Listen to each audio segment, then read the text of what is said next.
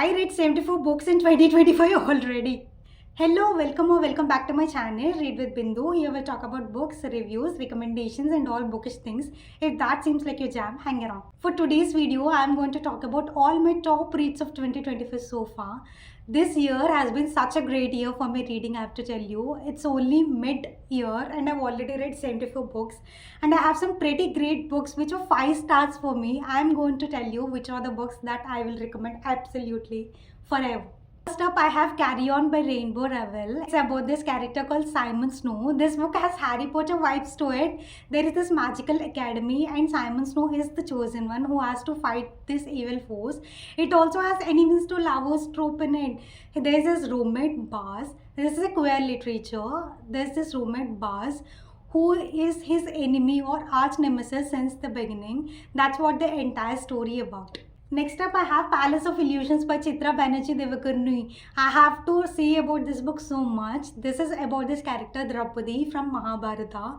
This entire book is the life events happening in her life. Some people also call this the feminist take of Indian literature and Indian mythology. You definitely have to check this book out. Next up, I have Stationery Shop of Tehran by Marjan Kamali. This book is so poetic, so lyrical. It's about these two teenagers who fall in love in Iran in 1950s when political unrest was going on. It's much more deep than the romance. It just talks about love between two people, not just the romantic love I'm talking about the love between two characters in general, two friends, between parents and children. That's the entire thing about. And the side characters, I cared about every single person. It's not like I just cared about the main characters. I don't want to know about side characters, nothing like that. Every single person has their own beautiful journey. I absolutely love this book. Next up, we have Cleopatra and Frankenstein by Coco Millers. Again, this is one such book where every single character you want to know about them. I cared about every single one, not just the main character. It's a literary fiction. It's not like a plot driven or anything. It's about this two characters. One is Cleopatra, the other is Frankenstein. What is the dynamic between them? What are all the emotional things that they are dealing with? That's the entire story about. I don't know what else to say about this book other than I loved it. Next up, we have Wishes by V.E. Schwab, a villain POV book, and it was written so good. I love a book which is written from villain's POV because we get to see a lot of things that goes around in their brain. These people, these characters are so intelligent, so smart, but so cunning.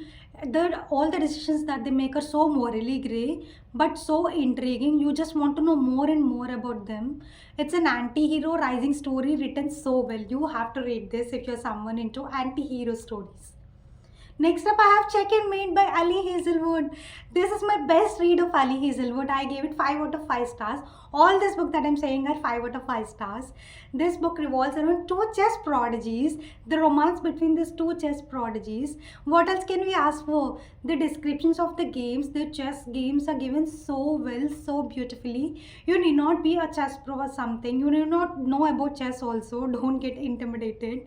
But the story is written so well. Their emotional development is written so well. I absolutely love this book. Okay, next up I have Just for the Summer by Abby Jimenez. Again, this is one of such beautiful books where about these two characters who supposedly have this curse. Whoever they are getting into a relationship with, they find their found love forever in the next person they are dating. That happens forever. So there is a main character who posts about her curse on Reddit, and there is a male main character who reads this post and he's like, hey, I have the same problem, let's get in touch, maybe we will cancel out each other's curse, let's try what's going to happen. That's what the story is about. It's so interesting, so cute. Abby Jimenez, she loves romance books in such a great way. I just love her. Okay, next up I have The Other Side of Midnight by Sidney Sheldon. Sidney Sheldon, what can you say? The way the books are written, it's just, you want to keep on reading, you don't want to put it down. It seems like you are in a movie. The movie is acting around entire you. It's about this one female character, Noelle. She's so cunning, she's so smart and talented. She is an icon, I must say. You have to read this book. Next up, I have Tomorrow and Tomorrow and Tomorrow by Gabrielle Zevin. This is such a heartbreaking book. This revolves around three characters who are into video games. They love video games. Video games is their love of their life. So they come together to develop games. They are game developers. Whatever the dynamics going on between these three characters, that's what the entire story about. It is so emotional, so raw. It just gut wrenching. It wrecked my heart so much, but I still love this book.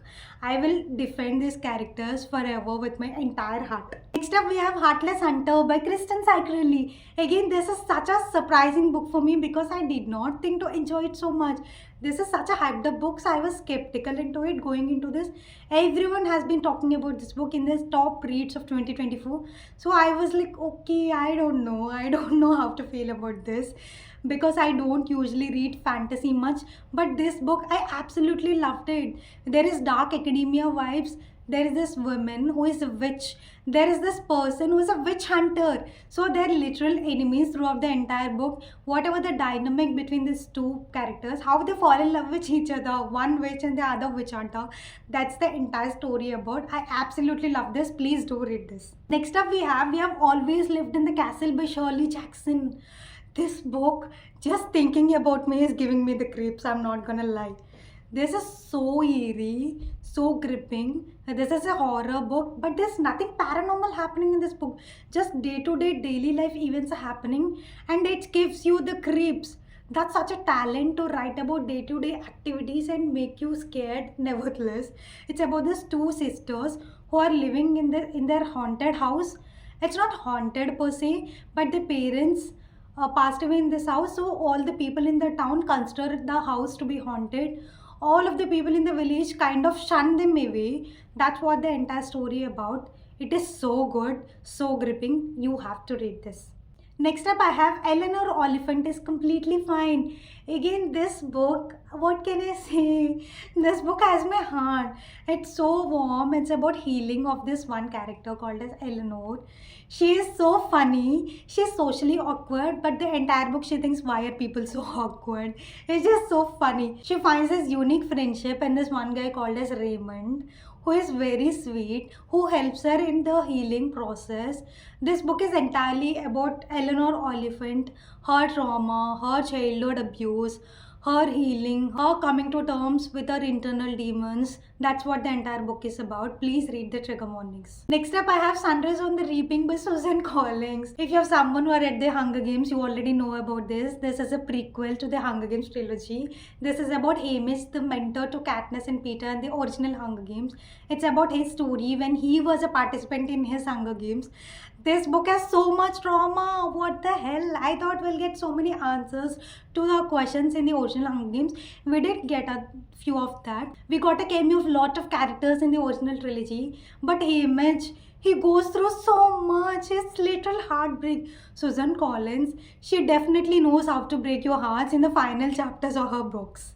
Next up, I have Savage Bonds by Jibri. This is the second book in the Bonds the Tie series or the Broken Bonds series. I did not expect to love this book so much. It's again a reverse harem or a why choose romance where there is this one female character. In this entire fantasy world, people are bonded to multiple other people through this magic. This particular female character is bonded to 5 other men through bondage, through magic. So this story revolves around the dynamic between all these 5 people. She runs away from them because she doesn't want to stay with them. This story is about how they get her back, how they win her heart, all the entire thing. It also kind of has a Shatter Me vibes to it. If you're someone who loved Shatter Me, then you definitely has to check this out. Next up, I have The Storied Life of A.J. Fikry by Gabrielle Zevin. Again, Gabrielle Zevin, her writing is so good. This is a short book. You can pick it up if you're someone who is new to Gabrielle Zevin. This is so heartwarming. This is about this bookshop owner who is going through grief because his partner passed away recently. And then someone literally just leaves a baby in his bookshop one day. And how his life changes after that, that's what the entire story about. This is such a good book. You have to pick this up. Okay, we have come to the end of this video. Those are totally 16 books, 16 5-star reads in this year already. Are you kidding? I'm so lucky. Let me in the comments below if you have read any of these books. Please like and subscribe. See you in the next one. Bye bye.